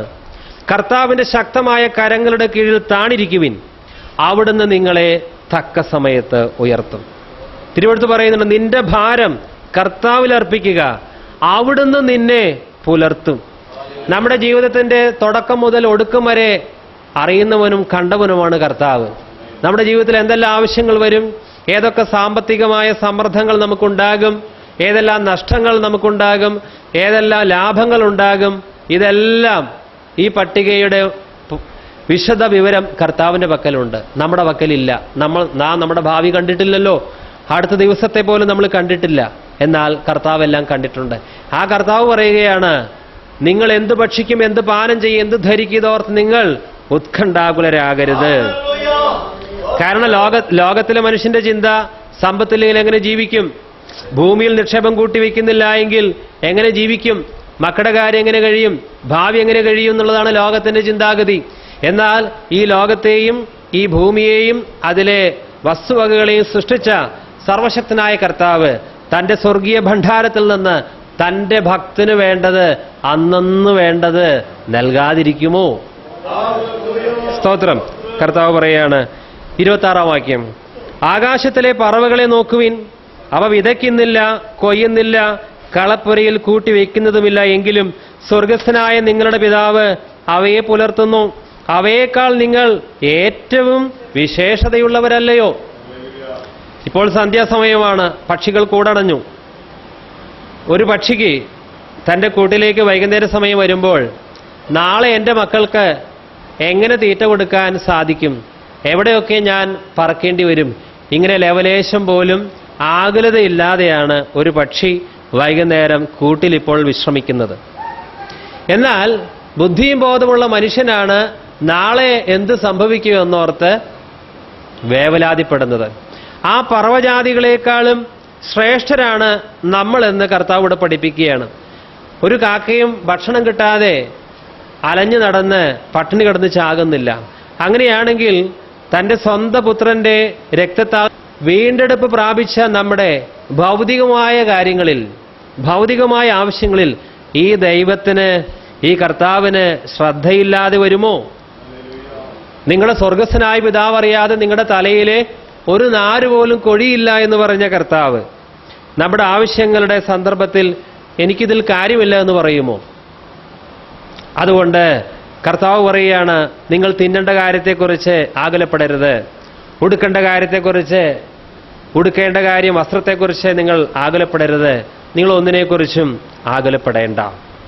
എന്നിട്ട് കർത്താവ് പറയുകയാണ് 27-ാം വാക്യം, വിചാരപ്പെടുന്നതിനാൽ തൻ്റെ നീളത്തോട് ഒരു മുഴം കൂട്ടുവാൻ നിങ്ങളിൽ ആർക്ക് കഴിയും? ഈ ഉത്കണ്ഠ കൊണ്ട് ഒരു കാര്യവും നടക്കുന്നില്ല. നമ്മുടെ ജീവിതത്തിൽ ഒരുപാട് ആവശ്യങ്ങൾ വന്നു, നമ്മൾ കുറെ വേവലാതിപ്പെട്ടിട്ടുണ്ട്. പക്ഷെ വേവലാതിപ്പെട്ടത് കൊണ്ടാണോ കാര്യം നടന്നത്? ഒരുപാട് ടെൻഷൻ ഒരുപക്ഷെ നമുക്കൊക്കെ വന്നിട്ടുണ്ട് ചില ആവശ്യങ്ങളുടെ മുഖത്ത്. പക്ഷെ നമ്മുടെ വേവലാതി കൊണ്ട് ഒരു കാര്യവും നടന്നിട്ടില്ല. പിന്നെ കാര്യം നടത്തിയത് ആരാ? കർത്താവാ. വിചാരപ്പെട്ടത് കൊണ്ടല്ല കാര്യം നടന്നത്. നമ്മുടെ നിസ്സഹായ അവസ്ഥയിൽ സർവശക്തനായ ദൈവം എൻ്റെ പൈതലിന് ഈ സമയത്ത് ഈ കാര്യം വേണമെന്ന് മുൻകൂട്ടി അറിഞ്ഞ് ചോദിക്കുന്നതിനേക്കാൾ മുമ്പ് നമ്മുടെ ആവശ്യം അറിയുന്ന കർത്താവ് തക്ക സമയത്ത് കരുതി. അതുകൊണ്ട് നമ്മുടെ ടെൻഷനല്ല കാര്യം നടത്തി തന്നത്. ഇനി നമുക്ക് ടെൻഷൻ വന്നാൽ എന്തുണ്ടാകും? വിചാരം, ആകുലത വർദ്ധിച്ചാൽ എന്തുണ്ടാകും? മാനസികവും ശാരീരികവുമായ രോഗം വർദ്ധിക്കാം. അല്ലാതെ ഒരു പ്രയോജനവുമില്ല. വിചാരപ്പെടുന്നത് കൊണ്ട് ആരുടെയും ആയുസിൻ്റെ ഉയരത്തിൻ്റെ നീളം കൂടുന്നില്ല. പക്ഷെ ചിലതൊക്കെ നഷ്ടമാകുവാൻ, ആരോഗ്യം നഷ്ടമാകുവാൻ, ആയുസ് നഷ്ടമാകുവാൻ ഈ ടെൻഷൻ കാരണമാകും. അതുകൊണ്ട് വിചാരപ്പെടരുത്. ഈ ലോകത്തിൻ്റെ മുഖമുദ്ര എന്ന് പറയുന്ന ടെൻഷനാണ്. നേരത്തെ പറഞ്ഞല്ലോ, പണത്തിന് വേണ്ടി അന്വേഷിക്കുന്ന ഒരു ലോകം, ജഡിക സുഖങ്ങൾക്ക് വേണ്ടി അന്വേഷിക്കുന്ന ലോകം, മദ്യത്തിൻ്റെയും വൃത്തികേടിൻ്റെയും പ്രതാപത്തിൻ്റെയും പുറകെ പോകുന്നൊരു ലോകം. അങ്ങനെയുള്ള ലോകർക്ക് വല്ല സമാധാനമുണ്ടോ? എത്രമാത്രം ധനം സമ്പാദിക്കുന്നുവോ അത്രമാത്രം ടെൻഷൻ കൂടുകയാണ്. ഒരുപാട് സമ്പന്നന്മാർ കൂടുതൽ ടെൻഷൻ അനുഭവിക്കുന്നു. കാരണം ഈ സമ്പത്ത് അവർക്ക് നഷ്ടപ്പെടാതെ സൂക്ഷിക്കണം. മറ്റുള്ളവർ അത് കൊണ്ടുപോകുമോ? ഇനി വലിയ വലിയ ഉദ്യോഗസ്ഥന്മാർ, പ്രസിഡന്റുമാർ വലിയ ടെൻഷനിലാണ്. ഏത് സമയത്ത് അവരുടെ ജീവൻ പോലും നഷ്ടപ്പെടാം. അപ്പോൾ ലോകത്തിലെ കുറേ കാര്യങ്ങൾ കൂട്ടിവെച്ച് വിജയിച്ച ചില വ്യക്തികളുണ്ട്, അവർ കൂടുതൽ അസ്വസ്ഥരാണ്. എന്നാൽ ഒരു ദൈവപൈതലിന്റെ ഭാവി എല്ലാം കർത്താവിൻ്റെ കരങ്ങളിലെ ഭദ്രമാണ്. അതുകൊണ്ട് ഈ ലോകത്തിൻ്റെ ഈ വേവലാതി നിറഞ്ഞ സംസ്കാരത്തിൽ നിന്ന് ദൈവമക്കൾ രക്ഷപ്പെട്ട് കാണുവാൻ ദൈവം ആഗ്രഹിക്കുന്നു. ഇപ്പോൾ ഏതെങ്കിലും കാര്യത്തെക്കുറിച്ച് അസ്വസ്ഥമായ മനസ്സുകൾ ഈ വചനം കേൾക്കുന്നുവെങ്കിൽ ഇത് കേവലം മനുഷ്യന്റെ ചില ഉപദേശങ്ങളല്ല ദൈവമക്കളെ, ഇത് കർത്താവിൻ്റെ വചനമാണ്. ഇത് കേവലം ചില ആശ്വാസവാക്കുകൾ പറഞ്ഞ് യഥാർത്ഥ പ്രശ്നത്തിന് പരിഹാരം തരാതെ സൗഖ്യപ്പെടുത്തുന്ന ഒരു വൈദ്യന്റെ വചനമല്ല ഇത്. നമ്മുടെ ആന്തരികവും ബാഹ്യവുമായ പ്രശ്നത്തിന് പരിഹാരം വരുത്തുവാൻ ശക്തിയുള്ള, ജീവനും ചൈതന്യവുമുള്ള വചനമാണ്. ആ രീതിയിൽ ഉൾക്കൊള്ളുന്ന മനുഷ്യൻ ഭാഗ്യവാനാണ്. ഒരു കാലത്ത് ഞാനും ഒരുപാട് ടെൻഷനിലൂടെ കടന്നുപോയ വ്യക്തിയാണ്. ഇപ്പോഴും അതിൻ്റെ പൂർണ്ണമായി മോചനം കിട്ടിയിട്ടില്ല, പക്ഷേ ശ്രമിച്ചുകൊണ്ടിരിക്കുകയാണ്. പക്ഷെ ആദ്യത്തേക്കാൾ കുറേ ഈ കാര്യത്തിൽ വിടുതൽ കിട്ടിയിട്ടുണ്ട്. ഒറ്റ സുപ്രഭാതത്തിൽ അത് കിട്ടുന്നില്ല. Price the Lord. അതുകൊണ്ട് കർത്താവ് പറയുന്നു ഉടുപ്പിനെക്കുറിച്ച്, 28-ാം വാക്യം, ഉടുപ്പിനെക്കുറിച്ച് വിചാരപ്പെടുന്നതും എന്ത്? വയലിലെ താമര എങ്ങനെ വളരുന്നു എന്ന് നിരൂപിക്കുവിൻ. അവ അധ്വാനിക്കുന്നില്ല, നൂൽക്കുന്നതുമില്ല. എന്നാൽ ശലോമോൻ പോലും തൻ്റെ സർവമഹത്വത്തിലും ഇവയിൽ ഒന്നിനോളം ചമഞ്ഞിരുന്നില്ല എന്ന് ഞാൻ നിങ്ങളോട് പറയുന്നു. ഇന്നുള്ളതും നാളെ അടുപ്പിലിടുന്നതുമായ വയലിലെ പുല്ലിനെ ദൈവം ഇങ്ങനെ ചമയിക്കുന്നുവെങ്കിൽ അല്പവിശ്വാസികളെ നിങ്ങളെ എത്ര അധികം. വയലിലെ താമര എങ്ങനെ വളരുന്നു എന്ന് നിരൂപിക്കുവിൻ. അധ്വാനിക്കുന്നില്ല, കളപ്പുരയിൽ ശേഖരിക്കുന്നുമില്ല. എന്ന് ഈ ഭൂമിയിൽ ഇത്ര കാലം ഞാൻ ജീവിച്ചു, ഒന്നും ശേഖരിച്ചു വയ്ക്കുവാൻ, ബാങ്കിൽ വലിയൊരു നിക്ഷേപം കരുതി വയ്ക്കുവാൻ എന്നെക്കൊണ്ട് സാധിച്ചില്ല. മക്കൾക്കും വലിയൊരു ബാങ്ക് ബാലൻസ് നിക്ഷേപിച്ചു കൊടുക്കുവാൻ എനിക്ക് സാധിച്ചില്ല എന്നോർത്ത് നിരാശപ്പെടരുത്. ആദ്യം ദൈവത്തിൻ്റെ രാജ്യവും നീതി അന്വേഷിക്കുന്നുവെങ്കിൽ ആ ഭക്തനെയും ആ ഭക്തന്റെ ദൈവം കൊടുത്തിരിക്കുന്ന മക്കളുടെയും കാര്യങ്ങൾ ശുഭകരമായി ദൈവം തന്നെ നടത്തിക്കൊള്ളും. ഒരു വ്യവസ്ഥയിലാണ് അത് നടക്കുന്നത്. അത് താഴെ പറയുന്നുണ്ട്. അതുകൊണ്ട് പ്രിയമുള്ളവരെ, ശലോമോനെ പോലും ഈ പുല്ലിനേക്കാളും അഴക് കുറഞ്ഞവനാണ് ദൈവം സൃഷ്ടിച്ചിട്ടുള്ളത്. ഏറ്റവും വലിയ പ്രതാപിയായ ശലോമോൻ പോലും നാളെ അടുപ്പിലേക്ക് എറിയപ്പെടുന്ന ആ പുല്ലിനോളം സൗന്ദര്യവും അലങ്കാരവും ഉള്ളവനായിരുന്നില്ല. ഒരു കാര്യം ശ്രദ്ധിക്കുക, ഇന്ന് പലരും അസ്വസ്ഥരാണ്. സമ്പത്ത് ഇല്ല, അത് വേറെ വിഷയം. മറിച്ച് അവരുടെ ശരീരത്തിൻ്റെ രൂപത്തെ സംബന്ധിച്ച്, ഞാൻ കറുത്തവനാണ്, ചടച്ചവനാണ്, മറ്റുള്ളവരെ പോലെ സൗന്ദര്യം ദൈവം എനിക്ക് തന്നില്ല, അങ്ങനെയൊക്കെ ചിന്തിച്ച് അവർ അവരുടെ ശരീരത്തെ തന്നെ വളരെ വില കുറച്ച് കാണുന്നുണ്ട്. നോക്കുക, ഈ വയലിലെ പുല്ലിനെ സൃഷ്ടിച്ചത് ദൈവമാണ്. ആ പുല്ലിൻ്റെ ഭംഗി ശലോമോന്റെ ഭംഗിയേക്കാളും അധികമുണ്ടെന്ന് പറഞ്ഞു. അപ്പോൾ ദൈവമക്കളായ നമ്മെ ദൈവമാണ് സൃഷ്ടിച്ചത്. ദൈവം ഒന്നും അഭംഗിയായി സൃഷ്ടിക്കുന്നില്ല. ദൈവം ഏറ്റവും നല്ല ശില്പിയാണ്. നാം ഈ ലോകത്തിലേക്ക് വന്നത് ദൈവം നമ്മളെ അയച്ചിട്ടാണ്. ദൈവമാണ് നമ്മെ സൃഷ്ടിച്ചത്. ദൈവം നമ്മളെ സൃഷ്ടിച്ചില്ലായിരുന്നുവെങ്കിൽ ഈ ലോകത്തിൽ നമ്മൾ വരില്ലായിരുന്നു. അപ്പോൾ ദൈവം ഒന്നും അഭംഗിയായിട്ട് സൃഷ്ടിക്കുന്നില്ല. അതുകൊണ്ട് ആരും തന്നെ ഇങ്ങനെ വിരൂപമായൊരു ശരീരം എനിക്ക് ദൈവം തന്നു എന്ന് പറയരുത്. കാരണം നമ്മെ എല്ലാവരെയും അഴകോടും സൗന്ദര്യത്തോടും കൂടിയാണ് ദൈവം സൃഷ്ടിച്ചത്. ഇത് നമ്മൾ അംഗീകരിക്കണം. ഇത് അംഗീകരിച്ച് അഹങ്കാരം വരാൻ വേണ്ടിയല്ല. പിന്നെയോ, എന്നെ ദൈവം സൃഷ്ടിച്ചതുകൊണ്ട് എനിക്കിപ്പോൾ ദൈവം തന്നിരിക്കുന്ന നിറം, എൻ്റെ രൂപം, എൻ്റെ മൂക്കിൻ്റെ നീളം, എൻ്റെ കണ്ണിൻ്റെ ആകൃതി, എൻ്റെ ചുണ്ടിൻ്റെ ആകൃതി, എൻ്റെ ശരീരത്തിൻ്റെ ആകൃതി, ഇതൊന്നും ഞാൻ ഇങ്ങോട്ട് കൊണ്ടുവന്നതല്ല. ദൈവം എന്നെ സൃഷ്ടിച്ചു. ദൈവം എന്നെ വികലമായി സൃഷ്ടിച്ചിട്ടില്ല. വയലിലെ പുല്ലിനെ പോലും ശലോമോനേക്കാളും അഴകോട് അവൻ സൃഷ്ടിച്ചുവെങ്കിൽ എന്നെ എത്ര മനോഹരിയായി സൃഷ്ടിച്ചു. അതുകൊണ്ട് നാം നമ്മുടെ രൂപത്തെ അവഗണിക്കുകയും അതിനെ നിഷേധിക്കുകയും നിന്ദിക്കുകയും ചെയ്യുമ്പോൾ, അങ്ങനെ അപകർഷതാബോധത്തോടെ ജീവിക്കുമ്പോൾ ദൈവത്തിൻ്റെ സൃഷ്ടിയായ ഒരു സുന്ദര രൂപത്തെ നാം അംഗീകരിക്കാതിരിക്കുകയാണ് ചെയ്യുന്നത്. അതുകൊണ്ട് ഓരോരുത്തർക്കും വേണ്ട സൗന്ദര്യം ദൈവം തന്നിട്ടുണ്ട്. ഓരോരുത്തർക്കും ഏത് രീതിയിൽ ഇണങ്ങുമോ അങ്ങനെയുള്ളൊരു ശരീരഘടനയാണ് ദൈവം തന്നിരിക്കുന്നത്. ഏറ്റവും ബെസ്റ്റാണ് ദൈവം നമുക്ക് തന്നിരിക്കുന്നത്. അതിന് നമ്മൾ അംഗീകരിക്കണം. എനിക്കിപ്പോൾ തന്നിരിക്കുന്ന രൂപം അത് ഏറ്റവും മനോഹരമാണ്. കാരണം ഞാൻ വെറുതെ വന്നവനല്ല, നല്ല കുശവനായ കർത്താവിൻ്റെ കരങ്ങളാൽ രൂപപ്പെടുത്തിയവനാണ് ഞാൻ. ചിലർ അംഗവൈകല്യത്തോടെ ജനിക്കുന്നു, ചിലർക്ക് ബലഹീനതയുണ്ട്. അതും ദൈവത്തിൻ്റെ ദൃഷ്ടിയിൽ മനോഹരമാണ്. കാരണം അവരെ സൃഷ്ടിച്ചത് ദൈവമാണ്.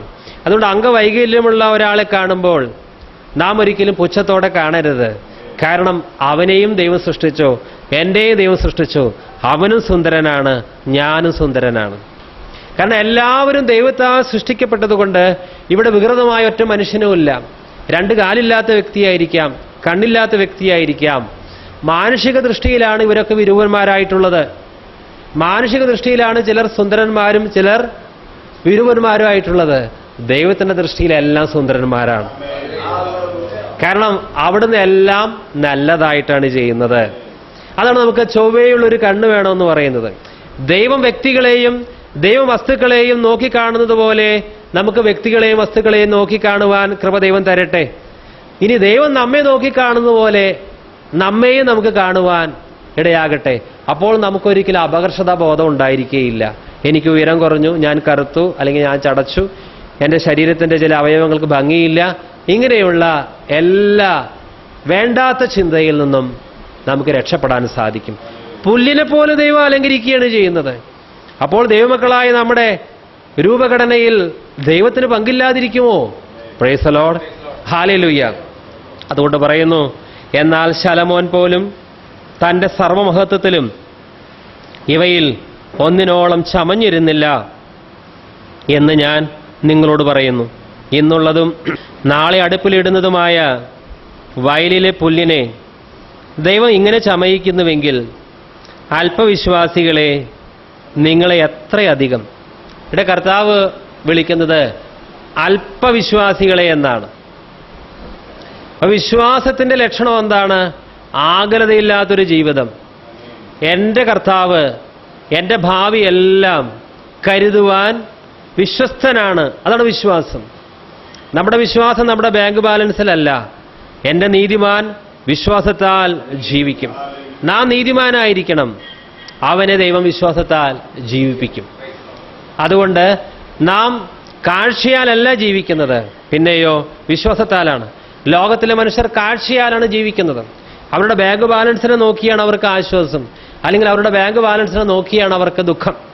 നാം യഥാർത്ഥ ദൈവ പൈതലാണ് എങ്കിൽ, ധനത്തെ സ്നേഹിക്കാത്ത, ഈ ഭൂമിയിൽ നിക്ഷേപം കൂട്ടിവെക്കുവാൻ ആഗ്രഹമില്ലാത്ത ഒരു കറകളഞ്ഞ വിശ്വസ്ത ദൈവവൃത്തിനാണ് എങ്കിൽ, പണത്തിന് നമ്മുടെ സന്തോഷത്തെ വർദ്ധിപ്പിക്കുവാനോ ഇല്ലാതാക്കുവാനോ സാധിക്കുകയില്ല.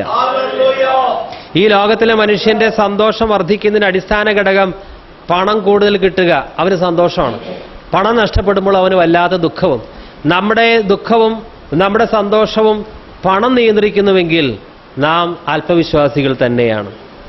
കാരണം നമ്മുടെ സന്തോഷം, നേരത്തെ പ്രിയ സഹോദരൻ പറഞ്ഞു കഴിഞ്ഞു, കർത്താവിൽ എപ്പോഴും സന്തോഷിക്കുവൻ. അതുകൊണ്ട് പണം കുറെ കാണുമ്പോൾ അറിയാതൊരു സന്തോഷം കുതിച്ചു ചാടുന്നുവെങ്കിൽ നാം നമ്മെ തന്നെ ഒന്ന് ചെക്ക് ചെയ്യണം. എൻ്റെ സന്തോഷത്തെ വർദ്ധിപ്പിക്കുവാൻ ഈ പണത്തിന് സാധിക്കുന്നുണ്ടോ? അപ്പോൾ എനിക്ക് എവിടെയോ വിശ്വാസത്തിൽ ക്ഷീണം സംഭവിച്ചിട്ടുണ്ട്. Price the Lord. നിന്റെ കർത്താവ് പറയുന്നു 31-ാം വാക്യം, ആകയാൽ നാം എന്തു തിന്നും, എന്തു കുടിക്കും, എന്തുടുക്കും എന്നിങ്ങനെ നിങ്ങൾ വിചാരപ്പെടരുത്. ഈ വക ഒക്കെയും ജാതികൾ അന്വേഷിക്കുന്നു. സ്വർഗസ്ഥനായ നിങ്ങളുടെ പിതാവ് ഇതൊക്കെയും എന്ന് അറിയുന്നുവല്ലോ. മനമേ ചഞ്ചലമെന്തിനായി, കരുതാൻ വല്ലഭനില്ലയോ ജയവീരനായി. മനമേ ചഞ്ചലമെന്തിനായി, നാളെയെ നനച്ചു നെടുങ്ങേണ്ട, ദുഃഖവേളകൾ വരുമെന്നു കലങ്ങേണ്ട. ചേർന്ന് പാടാം. നാളെയെ നനച്ചു നെടുങ്ങേണ്ട, ദുഃഖവേളകൾ വരുമെന്നു കലങ്ങേണ്ട. കാലമെല്ലാമുള്ള മനുവേലൻ കരുതാതെ കൈവിടുമോ? കാലമെല്ലാമുള്ള മനുവേലൻ കരുതാതെ കൈവിടുമോ? ആ മനമേ ചഞ്ചലമെന്തിന്, വാനിലെ പറവകൾ പുലരുന്നു, നന്നായി വയലിലെ താമര വളരുന്നു. വാനിലെ പറവകൾ പുലരുന്നു, നന്നായി വയലിലെ താമര വളരുന്നു. നന്നായി വയലിലെ താമര വളരുന്നു. വാനവനായകൻ നമുക്കേതും നൽകാതെ മറന്നിടുമോ? വാനവനായകൻ നമുക്കേതും നൽകാതെ മറന്നിടുമോ? ആ മനമേ ചഞ്ചലമെന്തിനായി, ആദ്യമേ ദൈവിക രാജ്യമതും അതിനുന്നത നീതിയും തേടിടണം. ആദ്യമേ ദൈവിക രാജ്യമതും അതിനുന്നത നീതിയും തേടിടണം. തന്നിടും നായകൻ അതിനോടെ അന്നന്ന് വേണ്ടതെല്ലാം. തന്നിടും നായകൻ അതിനോടെ അന്നന്ന് വേണ്ടതെല്ലാം. ആ മനമേ ചഞ്ചലമെന്തിനാ. 31, 32, 33 വാക്യങ്ങൾ ഒരുമിച്ച് വായിക്കുന്നു. ആകയാൽ നാം എന്തു തിന്നും, എന്തു കുടിക്കും, എന്തുടുക്കും എന്നിങ്ങനെ നിങ്ങൾ വിചാരപ്പെടരുത്. ഈ വകയൊക്കെയും ജാതികൾ അന്വേഷിക്കുന്നു. സ്വർഗസ്ഥനായ നിങ്ങളുടെ പിതാവ് ഇതൊക്കെയും നിങ്ങൾക്ക് ആവശ്യമെന്ന് അറിയുന്നുവല്ലോ. മുമ്പേ അവന്റെ രാജ്യവും നീതി അന്വേഷിക്കുവിൻ, അതോടുകൂടെ ഇതൊക്കെയും നിങ്ങൾക്ക് കിട്ടും. 34-ാം വാക്യം, അതുകൊണ്ട് നാളേക്കായി വിചാരപ്പെടരുത്, നാളത്തെ ദിവസം തനിക്കായി വിചാരപ്പെടുമല്ലോ. അതത് ദിവസത്തിന് അന്നന്നത്തെ ദോഷം മതി. മത്തായിയുടെ സുവിശേഷം 6-ാം അധ്യായം 33-ാമത്തെ വാക്യം അനുഗ്രഹത്തിന്റെ താക്കോലാണെന്ന് പറയാം. നിങ്ങൾ ആദ്യം ദൈവത്തിന്റെ രാജ്യവും നീതി അന്വേഷിക്കുവിൻ, അതോടൊപ്പം ബാക്കിയെല്ലാം കൂട്ടിച്ചേർക്കപ്പെടും. എന്താണ് ഈ ബാക്കി? എന്തു തിന്നും, എന്തു കുടിക്കും, എന്തുടുക്കും എന്നിങ്ങനെയുള്ള ഭൗതികമായ ആവശ്യങ്ങൾ. തീർച്ചയായിട്ടും നമുക്ക് അത്തരത്തിലുള്ള ആവശ്യങ്ങളുണ്ട്. ഈ ഭൂമിയിൽ ജീവിക്കുന്നത് കൊണ്ട് ഭക്ഷണം നമുക്ക് ആവശ്യമാണ്, വസ്ത്രം ആവശ്യമാണ്, പാർപ്പിടം ആവശ്യമാണ്. എന്നാൽ സ്വർഗസ്ഥനായ നമ്മുടെ പിതാവ് നാം പറയുന്നതിനേക്കാൾ മുമ്പ് തന്നെ ഈ കാര്യങ്ങളെക്കുറിച്ച് ബോധവാനാണ്. ഈ ലോകത്തിലെ മനുഷ്യർ ആദ്യം എന്താണ് അന്വേഷിക്കുന്നത്? ഈ ലോകത്തിന്റെ ജനത ആദ്യം ദൈവത്തിന്റെ രാജ്യമല്ല അന്വേഷിക്കുന്നത്, അവരാദ്യം ദൈവത്തിന്റെ നീതിയല്ല അന്വേഷിക്കുന്നത്, അവർ ഭൗതികമായ വസ്തുക്കളാണ് ആദ്യം അന്വേഷിക്കുന്നത്. അനേകർക്കും വലിയ തിരക്കാണ്, വലിയ വേവലാതിയാണ്. എന്തിനെക്കുറിച്ചിട്ടാണ് ലോകത്തിലെ മനുഷ്യർ ചഞ്ചലപ്പെടുന്നത്? പണത്തെ സംബന്ധിച്ച്, മക്കളുടെ കല്യാണത്തെ സംബന്ധിച്ച്, ജോലിയെ സംബന്ധിച്ച്, വിദ്യാഭ്യാസത്തെ സംബന്ധിച്ച്, ബാങ്ക് ബാലൻസിനെ സംബന്ധിച്ച്, കടബാധ്യതയെ സംബന്ധിച്ച്, ശാരീരികമായ ആരോഗ്യ പ്രശ്നങ്ങളെക്കുറിച്ച്. ഇങ്ങനെയാണ് അവരെല്ലാം ആകുലചിത്തരാകുന്നത്. ഇതിന് എങ്ങനെ പരിഹാരം ലഭിക്കണം? അതാണ് അവരുടെ പ്രഥമ അന്വേഷണം. അതിനുവേണ്ടി പലരും ദൈവഭക്തിയിലേക്ക് തിരിയുന്നുണ്ട്. ഈ ലോകത്തിലെ മതങ്ങൾ പഠിപ്പിക്കുന്നത് ഇത്തരത്തിലുള്ള ബുദ്ധിമുട്ടുകൾ ഭൗതികമായ ബുദ്ധിമുട്ടുകൾ നിങ്ങൾക്ക് മാറ്റിക്കിട്ടും. അതിനായിട്ട് നിങ്ങൾ ഒരുപാട് ചടങ്ങുകൾ ചെയ്താൽ മതി. അതിനുവേണ്ടി ചിലർ പള്ളിയിലേക്ക് നാമമാത്ര ക്രിസ്ത്യാനികൾ നൊവേനയോ കുർബാനയോ ഒക്കെ നടത്തുന്നു. അവർക്ക് ഈ ലോകത്തിൽ ബുദ്ധിമുട്ടുകൾ മാറണം.